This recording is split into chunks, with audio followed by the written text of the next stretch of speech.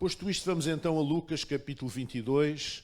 Vou pedir para ficarmos de pé, para me ajudarem, há de aparecer ali, para me ajudarem a fazer esta leitura de forma alternada. Eu vou ler o primeiro versículo, o 39, os irmãos leem o 40 e por aí fora. Então diz assim: E saindo Jesus foi como costumava para o Monte das Oliveiras, e também os seus discípulos o seguiam. E quando...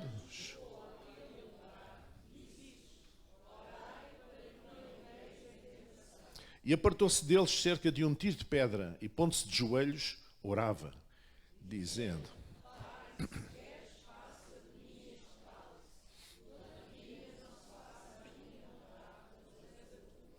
E apareceu-lhe um anjo do céu que o fortalecia, e pôs...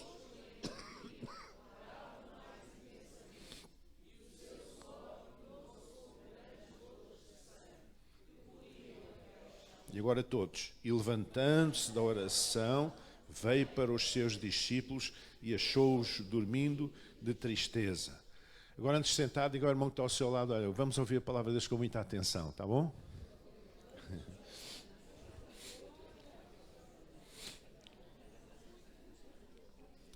Podem sentar.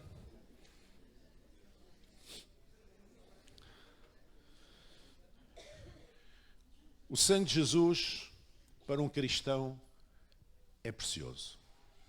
Não é? Há variedíssimos cânticos, hinos, que falam sobre o sangue de Jesus, precioso sangue de Jesus, etc. É precioso, porque ele purifica-nos todo o pecado, diz a Bíblia. Então, eu gostaria de falar esta manhã sobre lugares e momentos em que Jesus derramou o seu sangue. E o primeiro é justamente a partir do texto que nós lemos no jardim do Getsémani. Diz que a certa altura Jesus, posto em agonia, orava mais intensamente.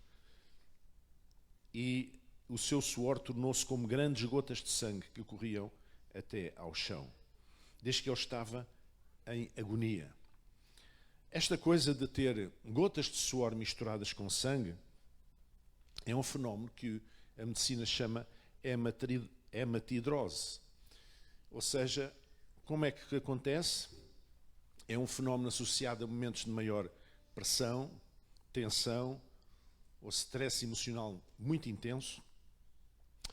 Então isso tem impacto direto nos vasos sanguíneos, nos microvasos sanguíneos das glândulas que produzem o suor. E então elas rebentam, algumas.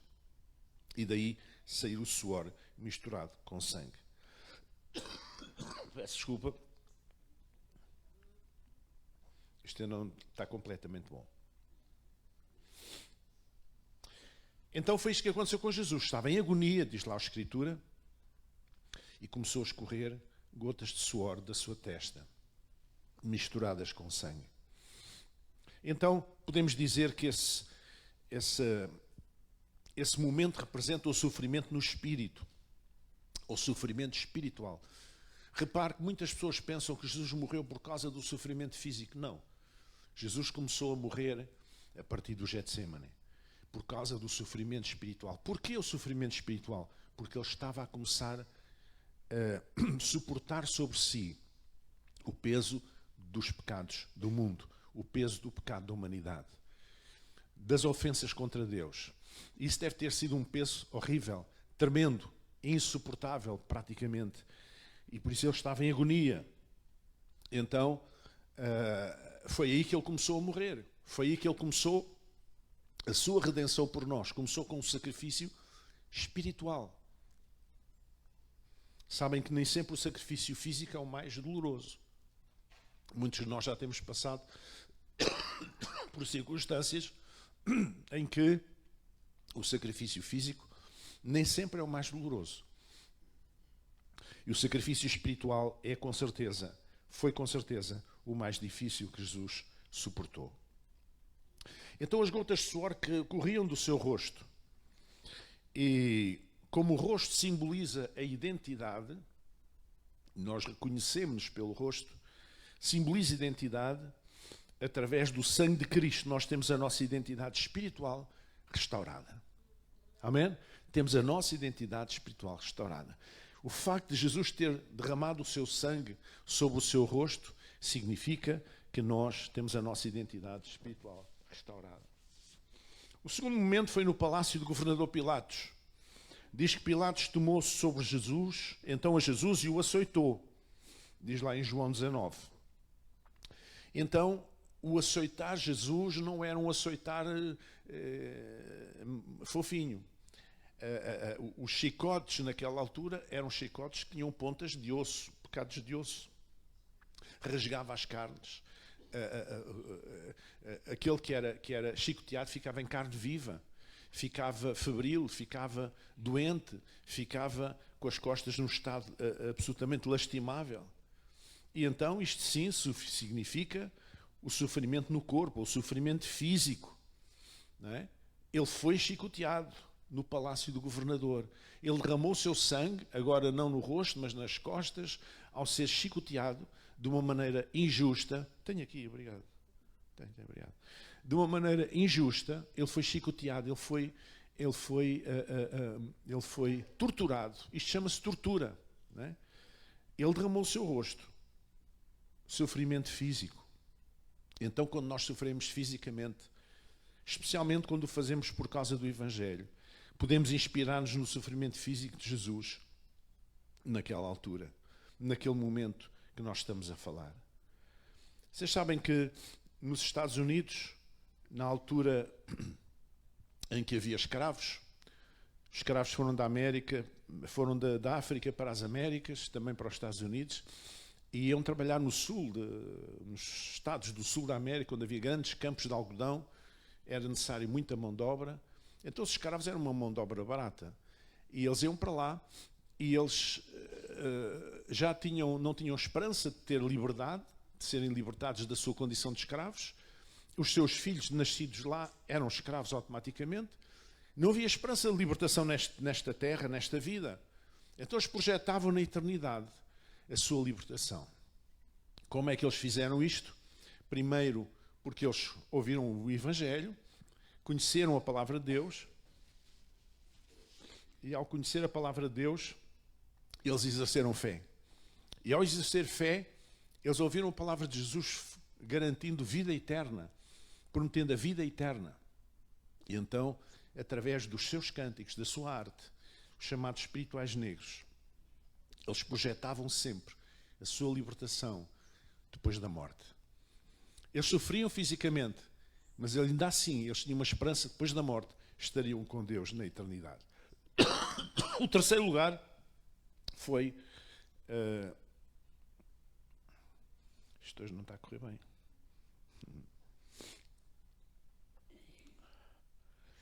Estes são dois lugares em que isso aconteceu, e há mais dois lugares que eu vos quero falar. Um deles é na Via Dolorosa. Diz que os soldados, tecendo uma coroa de espinhos, lhe a puseram sobre a cabeça e lhe vestiram roupa de púrpura. Isto representa o sofrimento da mente, o sofrimento mental. Ao espetar-lhe a coroa de espinhos na cabeça, digamos que é uma representação do sofrimento da mente. Há pessoas que sofrem tanto mentalmente que enlouquecem. Há pessoas que sofrem tanto mentalmente que ficam perturbados no seu comportamento, perturbados nas suas emoções, incapazes de tomar uma decisão, incapazes de conduzir a sua vida de uma maneira harmoniosa e sábia. Então a coroa de espinhos na cabeça de Jesus representa este sofrimento na mente, o sofrimento mental. Nós muitas vezes sofremos porque antecipamos alguma coisa que ainda não aconteceu e pode nem acontecer.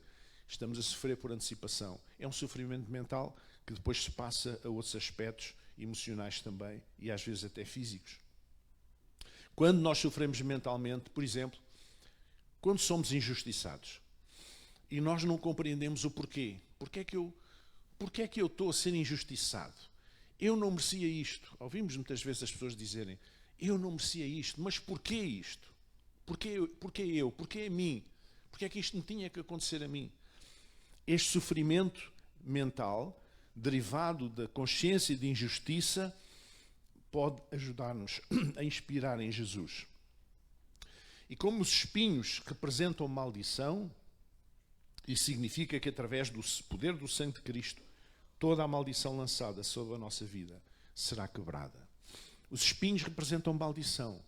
Jesus foi uma coroa de espinhos entrelaçada de espinhos, foi enterrada na sua cabeça, fez com que ele derramasse sangue da sua cabeça. Isto representa o sofrimento mental e significa que toda a maldição lançada sobre a nossa mente será quebrada. E finalmente, no Monte do Calvário, diz que um dos soldados lhe furou o lado com uma lança e logo saiu sangue e água. Isto representa o sofrimento na alma ou no coração. Quando sofremos emocionalmente, podemos inspirar-nos em Jesus. Esta coisa de ele ter sido furado no seu lado, junto ao coração, representa a parte da emoção, o sofrimento emocional. Há pessoas que não sofrem propriamente fisicamente, nem mentalmente, nem espiritualmente, mas emocionalmente. As suas emoções estão completamente destrambelhadas, sem rumo, e implicam desconforto e sofrimento. Então, quando nós sofremos emocionalmente, podemos inspirar-nos também aqui em Jesus, porque através do seu sangue somos restaurados emocionalmente. Meus irmãos, relacionamentos quebrados, luto, desemprego, todas estas situações que têm a ver com sofrimento emocional, elas podem ser superadas, compreendidas, podem ser combatidas, digamos assim, através da convicção de que Jesus tomou sobre si também as nossas dores emocionais. Ou seja, concluindo, podemos dizer que Jesus derramou o seu sangue para nos purificar de todo o nosso espírito. Não é só o pecado. Muitas vezes nós batemos nesta tecla, Jesus purifica-nos de todo o pecado. É verdade. Mas podemos dizer que o sangue de Jesus que ele derramou em vários momentos e de várias maneiras foi derramado para purificar todo o nosso ser, espírito, corpo, mente e alma ou coração, mas também para nos inspirar com o seu sofrimento. Primeiro, sabendo que nós não estamos sozinhos na nossa dor. Tudo aquilo que Jesus passou foi, digamos, a Bíblia diz que ele foi as primícias. Ele foi o primeiro entre muitos irmãos. Ele passou esse sofrimento, esses vários tipos de sofrimento que estão presentes na sua paixão e morte. Foi alguma coisa que Jesus passou como um símbolo daquilo que nós poderíamos passar, mas no seu sangue, na sua força, no seu poder, nós podemos vencer, nós podemos ultrapassar. Então nós não estamos sozinhos na nossa dor. Jesus está connosco. Não temos um sumo sacerdote que não se possa compadecer das nossas necessidades, diz a Escritura, mas alguém que passou por todas estas lutas, estas dificuldades e que pode compreender a nossa dor, não é? Esta é uma das razões porque Jesus encarnou, porque Jesus assumiu a forma humana. Uma das razões é porque ele, para ser o nosso sumo sacerdote, o nosso representante diante de Deus, ele tinha que saber como é que nós vivíamos. Tinha que se sentir na pele, tinha que sentir na carne, tinha que saber o que era ser amaldiçoado, injustiçado, tinha que saber quais as nossas sensações, os nossos sentimentos, as nossas emoções, as nossas dores físicas, a nossa dor espiritual, a nossa dor mental. Ele tinha que passar por isso tudo e passou. E por isso ele pode ser o nosso sumo sacerdote, porque ele compreende a nossa dor, compreende a nossa luta. É por isso que eu não acredito em líderes espirituais que estão num pedestal acima do comum dos mortais. Estão muito lá em cima.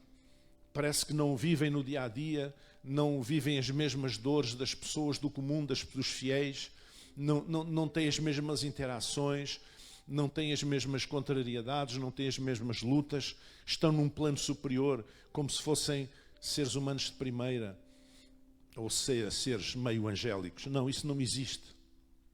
Jesus não. Jesus veio habitar entre nós. Jesus fez-se homem. Jesus encarnou para poder conhecer as nossas dores. E ao seguir em frente e ao sofrer de várias maneiras, ele digamos, dá-nos a esperança de que nós não estamos sós. E assim como Jesus venceu, nós venceremos também na sua força e no seu poder. Falar sobre o sangue de Jesus é alguma coisa que é comum nas igrejas, no meio cristão, mas nem sempre se compreende o alcance do poder do sangue de Jesus. Nem sempre se compreende. Quando eu tenho uma dor física, eu sei que Jesus levou sobre si as minhas dores, que Deus é o Senhor que cura. Nós sabemos que pelas suas pisaduras somos sarados. E eu posso exercer fé e descansar em Deus, sabendo que, da maneira porque Ele levou sobre si as minhas dores, então, com fé nele, Ele pode me libertar, Ele pode me curar. Quando eu tenho um problema de sofrimento na minha mente, a mesma coisa. Quando eu tenho um sofrimento emocional, a mesma coisa. Jesus sofreu emocionalmente. Lá mesmo no jardim do Getsemane, Ele disse aos discípulos: a minha alma está triste até à morte. Ficai aí e vigiai um pouco comigo. Quando Ele estava na cruz, Ele disse: Senhor, se é possível, passa de mim este cálice, contudo, que se faça a tua vontade e não a minha. Sofrimento emocional, sofrimento espiritual, sofrimento físico, sofrimento mental. Pois bem, Jesus dá-nos a esperança de vencer todas essas áreas do sofrimento, todas as áreas em que nós podemos sofrer, porque Ele passou por elas.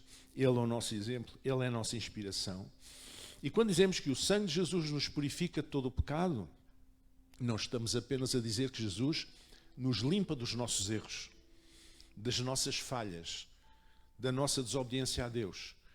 Estamos a dizer que esse sangue tem o mesmo poder para nos aliviar de todas as nossas dores e para nos curar pela fé. Assim nós possamos exercer fé na sua palavra e nas suas promessas. Então, quando nós vamos celebrar a ceia do Senhor, e eu vou pedir aos diáconos para prepararem já a ceia, vamos ficar em pé. Quando nós vamos celebrar a ceia do Senhor, como habitualmente fazemos ao primeiro domingo de cada mês, esta ceia é para os discípulos, todos aqueles que já decidiram no seu coração seguir Jesus, ser discípulos de Jesus, seguidores de Jesus, são convidados a vir à mesa da ceia. Se você ainda não o fez, não faça, não venha. Mas se você é um discípulo de Jesus, quer seguir Jesus, quer seguir este caminho, quer conhecer Jesus melhor, quer lhe entregar a sua vida, quer caminhar com Ele, então você é bem-vindo à mesa da ceia. E quando nós vamos fazer isto, nós vamos fazer um momento de reflexão. E eu vou pedir para nós fecharmos os nossos olhos agora, durante uns momentos, e termos um tempo de reflexão. Deixar que o Espírito Santo, feche os seus olhos agora, deixar que o Espírito Santo possa trazer à nossa mente alguma palavra, algum pensamento, alguma intenção do coração, alguma atitude que nós temos consciência que não agradou a Deus, que nós temos consciência que ofendeu alguém, prejudicou alguém, que não foi digna. Deixe que o Espírito Santo possa trazer à sua mente agora, ao seu coração, a consciência de cada uma dessas coisas, e que ele possa perante Deus, entre si e Deus, dizer: Senhor, perdoa-me por esta atitude, por esta palavra, por este pensamento, Senhor. Eu quero seguir as pisadas de Jesus, eu quero ser mais parecido com Ele. Perdoa-me, Senhor, neste momento.